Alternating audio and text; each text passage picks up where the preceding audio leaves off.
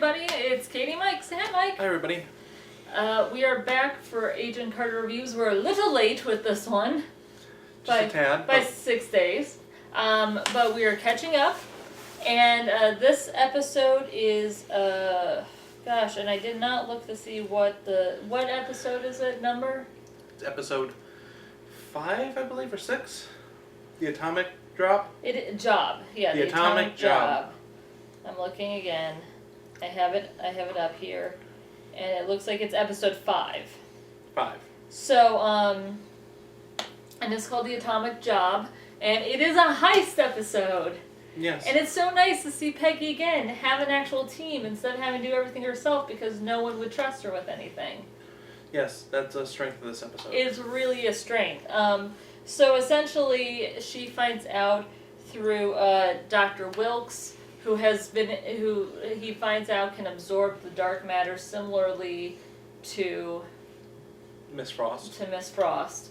I believe they make it very vague how he knows where more antimatter is, but I'm guessing it's because he's connected to Whitney Frost, and that's why he can do it. I mean, the other thing is that like he just happens to know exactly where it is, but that wouldn't explain how he knew the address. He would just he would have to be searching like a hunting dog or something if it was just a matter of I have a feeling of knowing kind of where it is.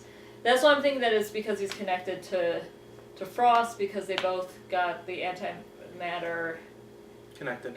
What was it called again? Dark matter or antimatter? Zero matter. Zero matter. Shoot, I'm never going to get that because I'm like, antimatter is technically a DC thing, and I don't think that they were trying to infringe on that. It's comic book stuff. It's comic book stuff. So they end up, specifically Peggy and Jarvis end up going into this facility where, surprise, surprise, Frost and her husband are actually looking at the body, and Agent Carter finally gets to see what Whitney Frost can do. So, which is good, because I'm glad that they aren't dragging that reveal out too long. It's nice that she had a sense of what was going on, that something weird and really disturbing happened, but she could only hear it until their mic cut out last episode. Now this episode she's actually seeing it, so she knows what her foe can do. And besides that, so then at that point they find out that Whitney also wants to get a bomb. Not just any bomb, mind you, but the actual atomic bomb they used in their experiments that started this whole thing. Yeah, the same ones that they built for the army, and they want them again to make more zero matter. Yes. So they end up having to go, well, she's going to try to steal it. We have to try to steal it first. Hence the whole heist. And it's just a matter of them putting together a team. So it's her, Jarvis, Souza, and then along with them is Rose, who was one of the secretaries from the first season and has been acting as their assistant more or less. And it turns out she does have some field training, if not experience, and she gets to do awesome things. And Peggy, it's very telling that Peggy is the one to go, yeah, we're going to choose Rose because she's highly qualified and we depend on her for everything in the office, and she's smart and capable, and we can trust her. And it makes me really excited to see the potential of her possibly running S.H.I.E.L.D. by the end of the season. Even if we don't get a season 2, which I know that, especially with season 3, that we don't get season 3. And I know that the chances of that are getting slimmer because Haley Atwell has been signed on to another pilot. Yep. So that's a little scary. But if they end the series with her starting S.H.I.E.L.D. and we get to see even a glimpse of the kind of women that she would hire, that would be really incredible because I could see her creating a S.H.I.E.L.D. that is really inclusive. Yeah. If they tie her into S.H.I.E.L.D., if they tie the end of this into S.H.I.E.L.D., I'm really surprised that we haven't seen actually, what's his face pop up. Samuel L. Jackson's, Nick No. Fury? No, not Nick Fury. The doctor. From the other guy from the original Captain America. You mean the bad guy? The bad guy who becomes the Hydra mole. Yeah, but that could happen at the very end again. And, I guess. And that always could have been like, I don't know. I'll be interested to see if they try to connect him into it. But I'm pretty sure they have him because we saw him for a brief moment in the first episode, didn't we? Yeah, they do. But I'm saying so I don't know. they shot new stuff with him. Well, I'm just saying that I don't think that they're going. I doubt that they would just throw him in at the end, but they might. I don't know. So let's get back on track though. So it's Rose and it's Dr. Samberly, played by Matt Braunger, who I pronounced that wrong, who I know mostly from stints on At Midnight. He's one of the comedians that shows up a lot, but he plays this kind of bungling scientist. He's okay. He's kind of... Doofy scientist. He's kind of doofy, but he plays it well enough. Like, you're convinced that he is a very doofy scientist, so... That's something. And really props, though, go to Leslie Boone, who plays Rose. I'm just super impressed that, like, she really sells it, and she gets to have her own fight scenes and stuff, so that's fun.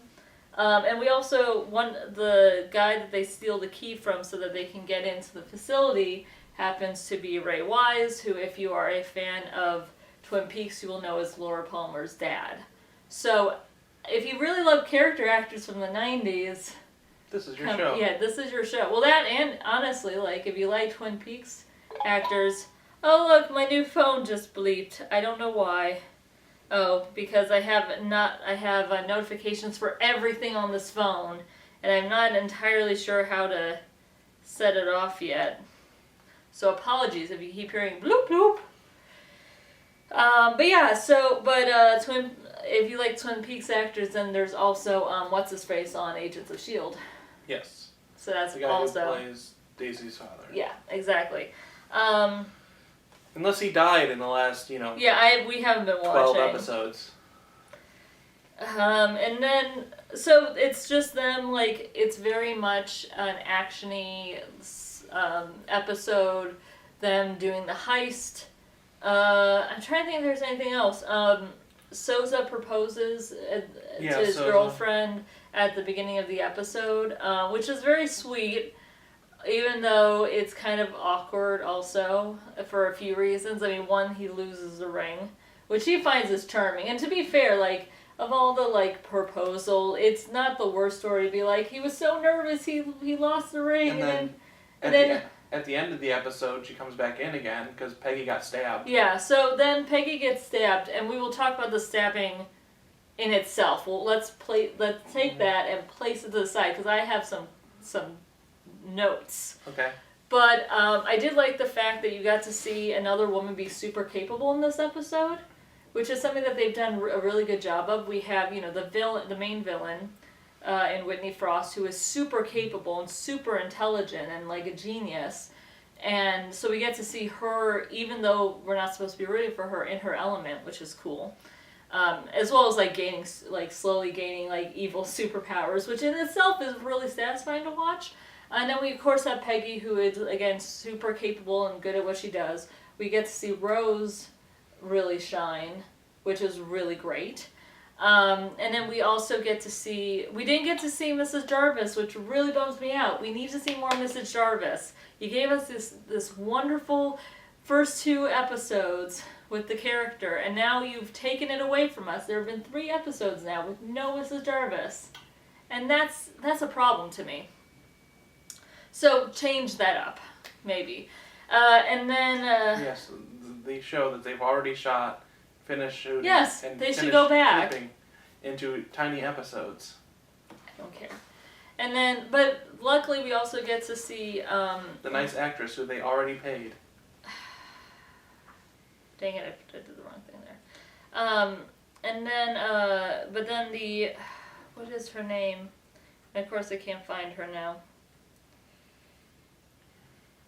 Oh, Sarah Bolger, who plays Violet, who plays the fiance, gets to have her own moment to shine and help and treats Peggy and basically helps save her life. Yeah, because Peggy got impaled. Yeah, alright, so let's talk about this. So she has this big showdown with Whitney Frost. And I will say that there's a kind of a nice twist to what usually happens, because she basically falls off this ledge and she's hanging over, like, I don't even know what the setting is supposed to be, but it's basically like concrete blocks with like sticks. They're metal rods. They're metal rods. They're used to like. What would that be used for? Well, if you set up those concrete cinder blocks, you need something going through them to keep them stable. They're like iron rods to stabilize the Fine. It just seemed real convenient. So anyway, so Peggy is hanging off of the ledge, and Whitney Frost says, like, it's your last something, she says some evil, like, goodbye, Agent Carter. But instead of doing the thing where, like, she steps on her feet or whatever to make her fall, she's reaching for her to grab her so that she could do her thing. Yeah, do her, like, energy-sucking zero matter thing. But I really like that twist, because normally the trope is that, you step on their toes or you make them lose their holding on the rail. Instead, she was reaching to grab her. It was kind of a nice turn on the trope. So Peggy does. She's still trying to kill her. I know. I just thought it was interesting that she tried to kill her in a different way from the normal of that situation. That's all I'm saying. So Peggy does the only sensible thing in that, and she drops and she falls. And so the rod goes right through her. This is what my problem is. First of all, she would have major trauma, even if like they said it miraculously didn't hit any vital organs. There would still see some major body trauma, and probably what is it when you panic and you shock. You would go, like, she would go absolutely into shock, and she clearly doesn't. She's actually able to kind of hobble into Sousa's fiance's house with just the two men carrying after her. And she would probably bleed out. Because it was a pretty thick wound. She just got impaled. I'm hoping is that because she had that black matter or the zero matter go through her slightly, maybe they'll say later that, like, maybe it will be revealed, oh, she had a little bit in her, but it wasn't sucked. It wasn't like if you're not making a big deal out of this wound anymore, if next episode she's going to be just fine, it's going to be a little wincing side pain every now and then, I wouldn't even bring it up anymore. No, but it would be nice if they were actually, because this seems like a very specific kind of wound.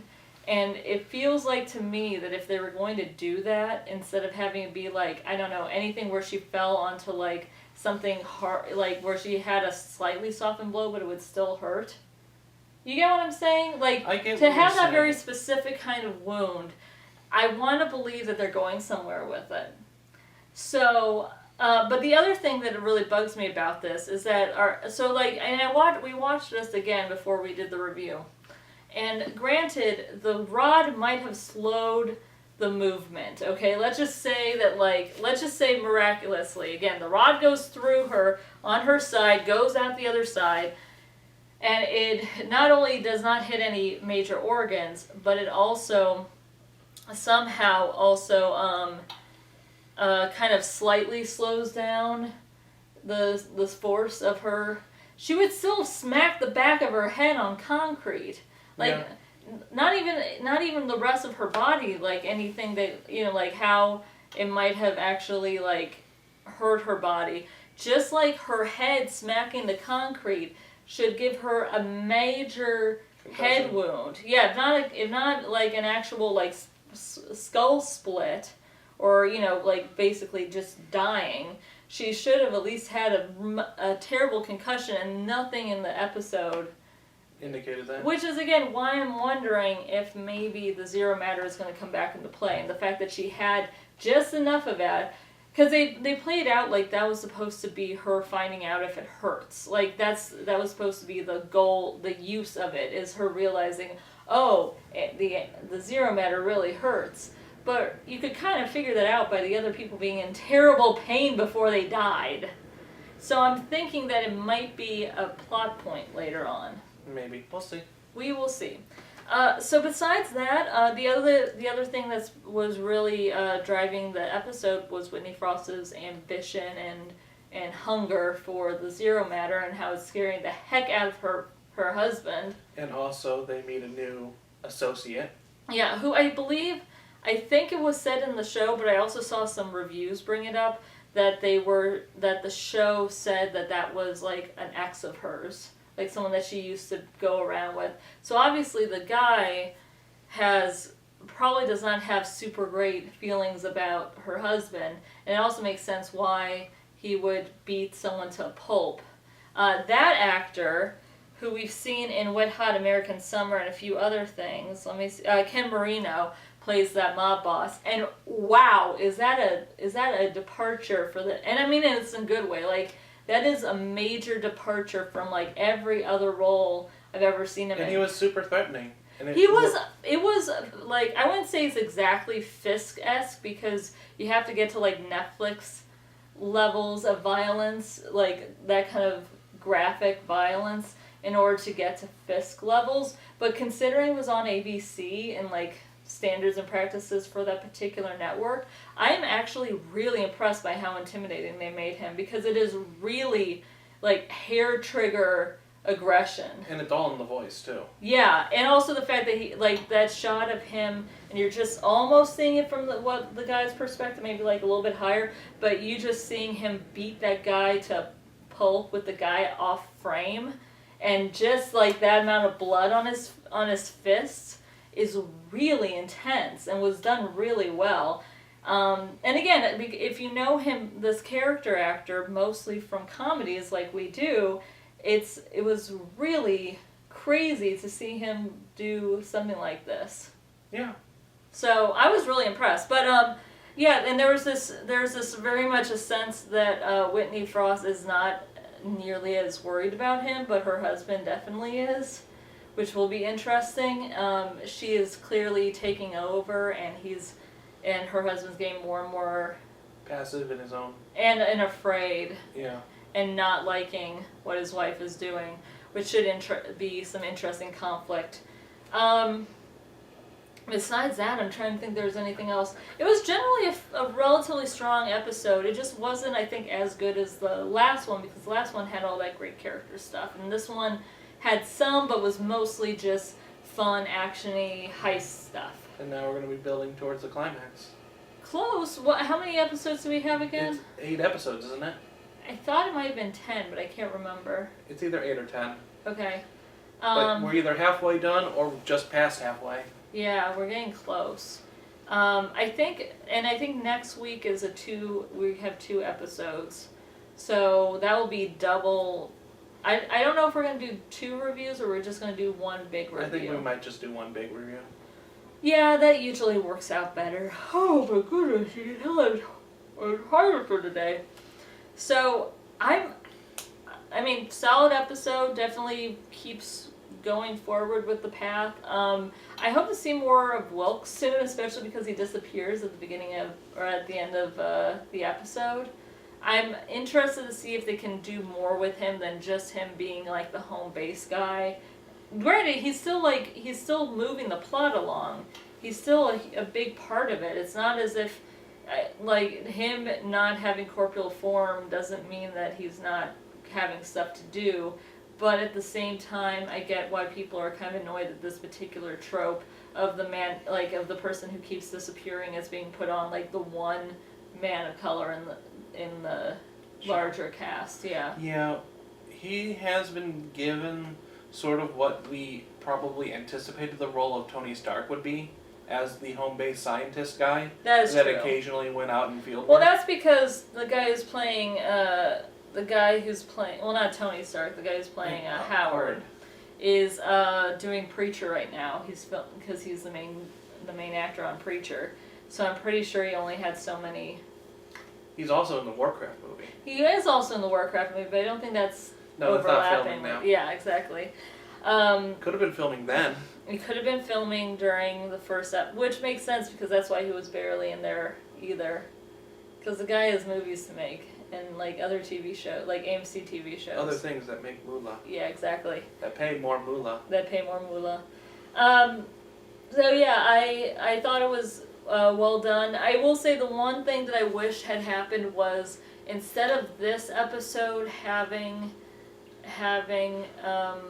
it have both the engagement of Sousa and also his fiance finding out that he loves Peggy, if they had done the engagement in the episode before it and then done it so that there was a little more space, because it felt like there had been a few episodes where we hadn't, again, Bloop.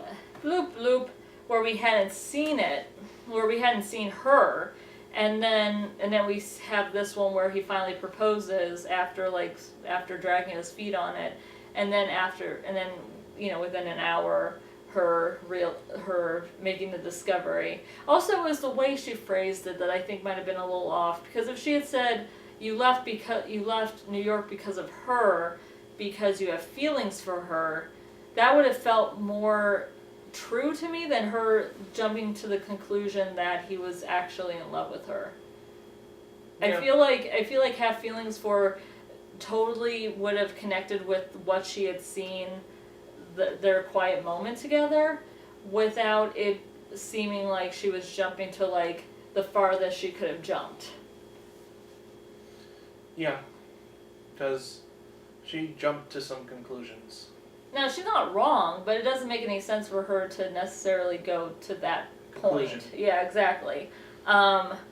She had to jump to conclusions, man, and she went all the way I across. also feel like it would have been almost better if she had said that he had said that he left because he had fallen for a girl, but then he hadn't told her that it was Peggy specifically, even after she met Peggy. That would have been better to me, because then it would have been her making the connections in her head a little, it would have made more sense. Yeah. You know what I mean? There would have been a smaller conclusion to jump to. But you know what, they have so much chemistry that it's not implausible for her to have thought that for her to make those connect the dots. Yeah. So I'm okay. Again, it's not even like the thing that I disliked about the episode. It was just one of those things where I was like, I think it could have been done better. So with that, I have all my thoughts out of my brain for this episode. Do you have anything else that you wanted to connect? I don't really have much else. Yeah. I didn't have much for this episode. It was okay. It was good. Maybe not my favorite. I think still my favorite was the one that intercut the flashbacks from the week before. Yeah, I think I do like the whole noir setup, but we're sort of getting toward the point where they just keep circling each other, and we're just waiting for them to meet and just finally have a final showdown. If you know what I'm saying. I guess, but they already had at least... the one good thing about the show is that they are at least making it so that she's not playing cat and mouse with Whitney and not getting any and you know what? That's feedback. You know what I mean? Yeah. It's very also... You know how in Daredevil it was one big thing, and it took a long time for them to get finally to confront. Yeah. And same with Jessica Jones, and the same thing with really season 1 of this show. Yeah, I would say Jessica Jones is maybe the biggest, had the biggest problem with having to stretch out middle episode pacing. Yeah, and the cat and mouse stuff. With this, it felt, and I understand with Jessica Jones, some of that was just the setup itself, and it kind of to have to stretch it to that long kind of made sense. But with this one, it feels like they're at least letting her win a few little mini battles.